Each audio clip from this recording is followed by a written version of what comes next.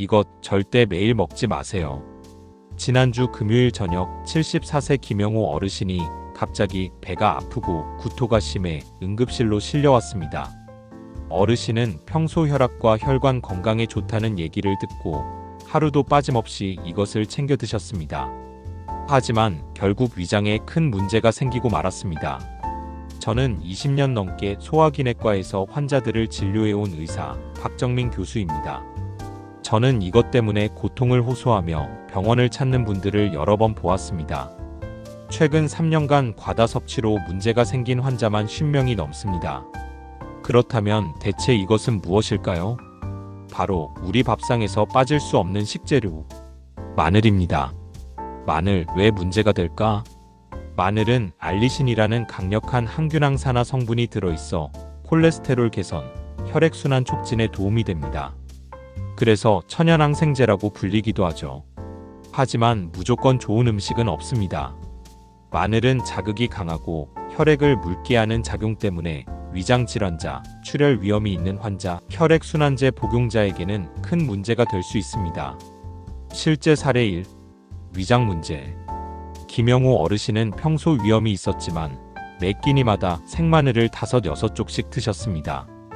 결국 위 점막이 심하게 손상되어 출혈성 위염 진단을 받고 입원하게 되었습니다. 실제 사례 2. 출혈 위염. 71세 이순자 할머니는 혈액을 묽게 하는 아스피린을 복용하고 있었습니다. 그런데 건강에 좋다고 믿고 하루에 마늘즙을 한 컵씩 마셨습니다. 결과적으로 코피가 멈추지 않고 작은 상처에도 출혈이 계속되어 병원 치료를 받아야 했습니다. 마늘이 혈액 응고 작용을 억제한 탓이었습니다. 실제 사례 3. 간 기능 문제. 78세 최성규 어르신은 매일 마늘 장아찌와 생마늘을 함께 섭취했습니다. 몇 달 뒤 간 수치가 급격히 상승하고 구역질과 피로감이 심해져 병원에 왔습니다. 검사 결과 과도한 마늘 섭취로 인한 간 독성 반응이 원인이었습니다. 전문가 설명. 알리신과 부작용. 첫째, 알리신은 강력한 살균 성분이지만 위벽을 자극해 염증을 악화시킬 수 있습니다. 둘째, 마늘은 혈액을 묽게 하므로 출혈 위험이 있는 환자는 주의가 필요합니다. 셋째, 다량 섭취 시 간에서 해독 작용이 과부하되어 간 손상을 일으킬 수 있습니다. 얼마나 먹는 게 적당할까? 일반적으로 권장되는 양은 생마늘 하루 2~3쪽 혹은 마늘즙 작은 컵, 반잔 정도입니다. 그 이상은 오히려 해가 될 수 있습니다.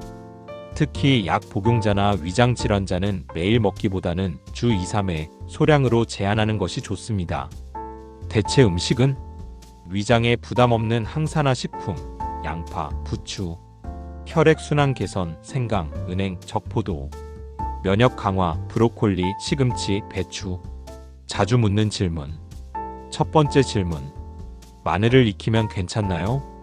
익히면 자극은 줄어들지만 알리신 성분도 줄어듭니다. 그래도 생마늘보다는 위에 부담이 덜합니다. 두 번째 질문. 마늘 보충제나 마늘 캡슐은 안전한가요? 농축되어 있어 오히려 간에 부담이 될 수 있습니다. 반드시 의사와 상의 후 섭취해야 합니다. 세 번째 질문. 꿀이나 음식에 섞어 먹으면 괜찮나요? 다른 음식과 함께 조리하면 자극이 줄어들 수 있지만 양 자체가 과하면 여전히 위험합니다. 생활 속 안전한 섭취법. 하루 생마늘 2~3쪽 이내로만 섭취. 위장 질환자, 출혈 위험자, 약 복용자는 반드시 주의. 가능하면 조리해서 다른 음식과 함께 먹기.